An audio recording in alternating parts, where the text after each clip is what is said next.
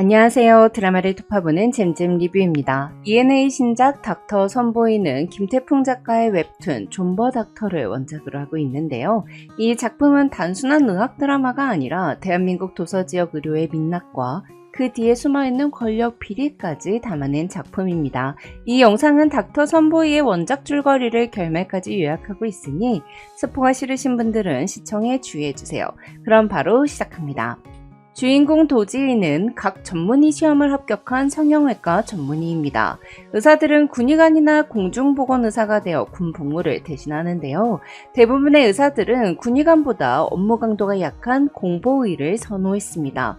그런데 도지희는 하필이며 공보의들 사이에서도 악명 높은 공보의 잡아먹는 섬 편동도로 발령을 받죠. 도지희는 섬에서 1년 이상 근무하면 다른 지역으로 이동할 수 있기에 딱 1년만 버티고 나가자라는 마음으로 섬에 들어가는데요.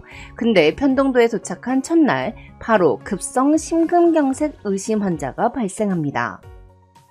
심근경색은 골든타임이 생명인 질환이라 도지희는 곧바로 닥터에게를 요청하고 환자는 육지병원으로 이송되는데요.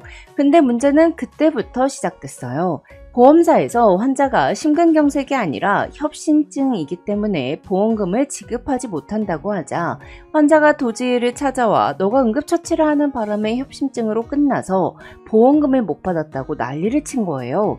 즉 심근경색으로 진행되기 전에 살려줬는데도 욕을 먹는 상황. 이때 편동도에 찾아온 보건의료원장 최양미가 환자에게 선생님 말씀처럼 공보의가 아무것도 안 했다고 치면 협심증이 진행돼서 심근경색으로 돌아가셨을 거라고. 그런데 그렇다고 보험사에서 돈을 주냐? 아니다. 억지를 부릴 거다. 너 진짜 심근경색으로 죽은 거 맞냐? 노안 아냐? 그럼 심근경색으로 사망했다는 걸 증명하기 위해 부검을 해야 하는데 돌아가신 것도 억울한데 몸에 칼까지 대서 증명해야 보험금이 나오는 거라고. 현실을 직시할 수 있게 말해주죠. 이후 이장은 도지희의 도움으로 금감원에 피해구제 분쟁 신청을 하고 막무가내로 화냈던 이장은 도지희에게 사과를 합니다. 한편 도지희는 편동도에서 공보의로 근무하며 이 섬에서 가장 무서운 건 질병이 아니라 사람이라는 걸 깨닫습니다.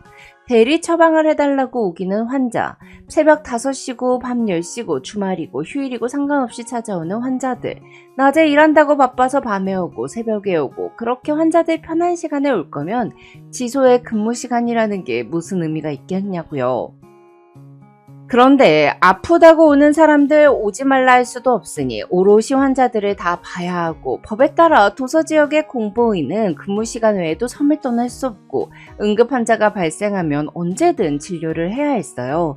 결국 24시간 대기 상태 365일 근무나 다름없는 삶이 시작됩니다. 게다가 주민들은 무슨 의사를 약 자판기 취급을 하면서 내 몸은 내가 더 잘한다며 약만 달라고 조르는데요. 도지희는 환자 상태를 보고 약을 처방해야 한다고 설명하지만 노인들은 지난번 약이 잘 들었으니 그걸 또 달라고 우기기만 하죠. 노인들이 고지식하고 고집이 세니 젊은 사람 입장에선 말이 안 통하는 것 같고 편동도 사람들 입장에선 공보의는 어차피 1년 하고 나갈 사람들인데 라고 생각하니 갈등이 생길 수밖에 없었던 건데요. 한편 의과 간호사로 발령 온 유카리는 서울에서의 일은 다 잊고 새로 시작하기 위해 고향으로 돌아온 인물입니다. 유카리의 비밀에 대해서는 뒤에서 자세히 설명해 드릴게요. 유카리는 도지희에게 주민들하고 갈등하는 것보다 적당히 맞춰주면서 플렉서블하게 하는 게 쌤도 덜 피곤하고 주민들하고 라포 형성하는 데도 좋지 않겠냐고 조언을 하는데요. 하지만 도지희는 해달라는 대로 불법 대리 처방도 해주고 약도 막 준다고 해서 라포가 형성될지도 회의적이었고 그건 그냥 호구가 아니냐며 유카리의 의견에 반대를 했어요. 그런데 얼마 지나지 않아 도지희의 판단이 옳았다는 사실이 드러납니다. 과거 심근경색으로 응급 이송됐던 환자가 감기약과 진통제를 달라며 찾아왔는데요. 하지만 도지희는 예전에 먹고 효과가 좋았다는 환자의 말만 믿지 않고 먼저 병력부터 꼼꼼히 확인했습니다. 실제로 심근경색 환자에게 특정 진통제를 잘못 처방했다간 심근경색이 재발해 생명이 위험해질 수도 있었거든요. 결국 도지희는 환자의 요구보다 안전을 우선했고 이 일을 통해 유카리는 무조건 환자 비위를 맞춰주는 것이 좋은 의료가 아니라는 사실을 깨닫게 되고 도지희에게 자신의 생각이 짧았다며 사과를 합니다. 한편 태풍이 몰아치던 어느 날 편동도에서 동시에 소아 응급 환자가 2명 발생하는데요. 급성 후두개염 환자와 충수염 환자 둘 다 살려야 하는 상황. 지소에서는 치료를 할 수 없기 때문에 육지병원으로 이송하고자 겨우 배를 띄웠지만 후두개염 아이가 숨을 쉬지 못하기 시작하며 산소 부족으로 온몸이 파랗게 되는 청색증까지 오게 됐죠. 당장 기관 삽관을 해야 하는데 문제는 도지의가 성형외과 전문의이기 때문에 소아 삽관 경험이 없었다는 거예요. 하지만 아이를 살리기 위해 도지의는 두려움을 억누른 채 유카리의 도움으로 흔들리는 배 위에서 기관 삽관을 시도합니다. 이른바 생투베이션, 장비도 부족하고 인력도 부족한 상황에서 하는 기관 삽관의 은어인데요. 아마 이 장면은 드라마에서도 초반의 하이라이트가 될 것 같아요. 한편 지소 안에서 환자들끼리 몸싸움이 벌어지며 기물이 파손되는 사건이 발생합니다. 분노한 치현은 가해자들을 상대로 기물 파손죄로 고소하겠다고 선언하죠. 하지만 주변 사람들은 여긴 도시가 아니라며 치현을 말렸는데요. 섬이라는 작은 공동체에서는 주민과 공무원이 얽히고 설켜 살아가기 때문에 주민과 법적으로 다투기 시작하면 결국 지소 전체가 시달릴 수 있다는 것이었어요. 특히 하리는 더 강하게 걱정하는 모습을 보입니다. 사실 하리에게는 이런 반응을 보일 수밖에 없는 이유가 있었는데요. 하리가 편동도로 오기 전에 근무하던 지소에서 툭하면 민원을 넣으며 공보위를 괴롭히는 주민이 있었는데 하리는 그때마다 괴롭힘 당하던 의사에게 괜히 일이 더 커지니 주민 상대로 고소 같은 건 하지 말라고 제일 열심히 말렸어요. 그런데 공보위가 도관 이동으로 다른 지역으로 넘어가자 이후에 타깃이 의과 간호사였던 하리가 돼버렸죠. 민원은 더 심해졌고 하리는 매일같이 스트레스에 시달려야 했습니다. 그냥 고소하게 놔둘걸 이런 생각을 하는 자신이 또 싫고 결국 참다 못해 주민을 상대로 고소장을 제출하면서도 스스로가 죄를 지은 느낌이었어요. 거기다가 위에서는 문제를 해결하는 대신 하리를 다른 근무지로 이동시키는 선택을 했죠.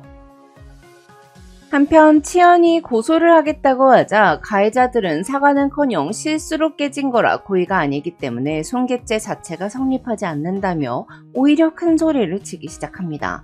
심지어 경찰마저 가해자들과 어릴 적부터 알고 지낸 사이였던 탓에 은근히 그들 편을 들어주는 분위기였죠. 그런데 여기서 반전이 벌어집니다. 사실 도지의는 우연히 가해자들과 경찰의 대화를 들었습니다. 경찰이 손괴죄의 성립 조건과 고의성 입증 여부에 대해 설명하고 있는 모습을 본 도지의는 이를 곧바로 치현에게 전달한 거였죠. 덕분에 치현은 CCTV 영상을 확보해 사건을 꼼꼼하게 확인하게 되는데요. 영상에는 가해자들이 주장했던 흉기를 든 상대를 피하다가 실수로 물건을 깼다는 내용이 모두 거짓말이라는 사실이 그대로 담겨 있었어요. 즉 단순 사고가 아니라 고의적인 기물 파손 정황이 명확하게 드러난 것이었죠. 더 재미있는 건 그 다음인데요. 치현은 손괴죄가 피해자가 처벌을 원하지 않는다고 끝나는 범죄가 아니라는 걸 이용해 고소는 취하하면서도 양아치들이 법적으로 처벌을 받게 만들었습니다. 이 사건은 단순한 기물 파손 에피소드가 아니라 섬이라는 폐쇄적인 공동체 안에서 법과 인간관계 사이에서 고민해야 하는 공공의료 종사자들의 현실을 보여준 사건이기도 했는데요. 이 사건을 통해 하리는 참고 넘어가는 것만이 해결책은 아니라는 것을, 정당하게 목소리를 내는 것이 반드시 잘못된 일은 아니라는 것을 깨닫고 치현과 도지의에 물러서지 않는 용기를 보며 과거의 상처를 극복합니다. 한편 어느 날 마덕도에서 응급 환자를 이송하던 해경 헬기가 추락하여 해경대원 한 명이 사망하는 사건이 발생합니다. 사건 당시 짙은 해무 속에 헬기장 조명이 제대로 작동하지 않았다는 증언이 있었고, 이에 따라 부실 시공이 아니었는지 헬기장 공사업체 입찰 과정이 밀실야합이 아니었냐는 의혹도 일부 제기가 됐는데요. 그런데 군수 고창목은 조명 장치는 이상이 없었다고 주장하며 환자가 응급한 상황이 아니었는데 헬기를 부른 공보위의 판단이 문제였다는 쪽으로 책임을 떠넘깁니다. 그리고 현장에서 근무하는 공중보건 의사들에 대한 교육과 응급시 지침을 강화하도록 지시를 내린 상태라며 시범으로 편동도 지소로 전화를 하는데요. 그때 나 군수인데로 시작하는 전화를 받은 도지의가 아프신 데 없으면 바쁘니까 끊겠습니다. 라고 해버려요. 이후 기자들 앞에서 체면을 구긴 군수는 보복성으로 자신의 전화에 제대로 응대하지 않았다는 이유로 도지희에게 징계를 내리는데요. 그렇게 도지희는 감봉 처분을 당하고 앞으로 주의 한 번만 더 받아도 도관 이동이 제한되는 상황에 놓여버리죠. 이에 도지희는 헬기 추락 사건으로 징계를 당한 마덕도의 공보위와 다른 섬의 공보위들과 연합하여 헬기장이 있는 섬 12곳 중 무려 5곳에서 야간 조명이 제대로 작동하지 않는다는 사실을 확인하며 시공 단계에서 문제가 있었다는 걸 밝혀냅니다. 이에 헬기장 불량 조명 사업에 대한 최고 관리 책임자인 군수는 결국 국민들에게 공개적으로 사과를 하죠. 또한 도지희는 일선에서 열악한 장비로 최선의 진료를 하고 있는 공보위들이 위축되지 않고 진료권을 행사할 수 있는 환경이 되도록 징계 철회를 요구해요. 한편 이 사건이 뉴스에 보도되며 도지희가 유명세를 타기 시작하자 보건의료원장인 최양미가 도지희에게 도서 지역의 의료 공백을 줄이기 위한 원격 의료 시범 사업을 제안하는데요. 사실 원격 진료는 실제 의료계에서도 다양한 의견이 존재하는 주제입니다. 의료 접근성이 떨어지는 섬 주민들에게는 꼭 필요한 제도라는 의견과 의료사고 위험 때문에 신중해야 한다는 의견이 있죠. 사실 도지희는 최양미 원장과 악연이 있었습니다. 도지희의 아버지인 도종욱이 과거 아이대 호흡기내과 펠로우이던 시절 당시 소아심장내과 부교수였던 최양미 원장의 반대로 도종욱이 교수 임용에서 탈락을 했거든요. 도종욱은 임상 능력도 좋고 모든 정량 점수에서 1위였는데 최양미가 협진회의에서 다소 거칠고 감정적인 언행으로 마찰을 빚은 적이 있다면서 반대표를 던졌던 거예요. 그래서 도지희는 최양미를 아버지를 배신한 사람이라고 생각하고 있었습니다.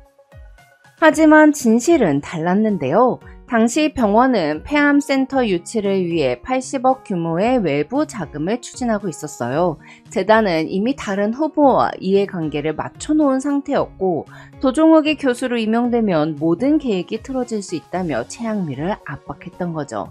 게다가 병원 안에서는 두 사람이 특별한 관계라는 소문까지 돌고 있었고요. 결국 최양미는 자신의 의사와 상관없이 도종욱에게 반대표를 던질 수밖에 없었습니다. 이 사실이 뒤늦게 밝혀지면서 도지희는 평생 품고 있던 오해를 풀게 됩니다. 그리고 최양미의 제안을 받아들여 원격 의료 시범 사업에 참여하게 되죠. 처음 평등도에 들어왔을 때 도지희의 목표는 단 하나였습니다. 딱 1년만 버티고 섬을 나가자. 하지만 수많은 환자들과 사건을 겪으며 그는 점점 섬을 떠나려고 하는 의사가 아니라 섬을 바꾸는 의사가 되어 가는데요. 과연 드라마 닥터 선보이는 이 성장 과정을 어떻게 그려낼까요? 지금까지 잼잼 리뷰였습니다. 감사합니다.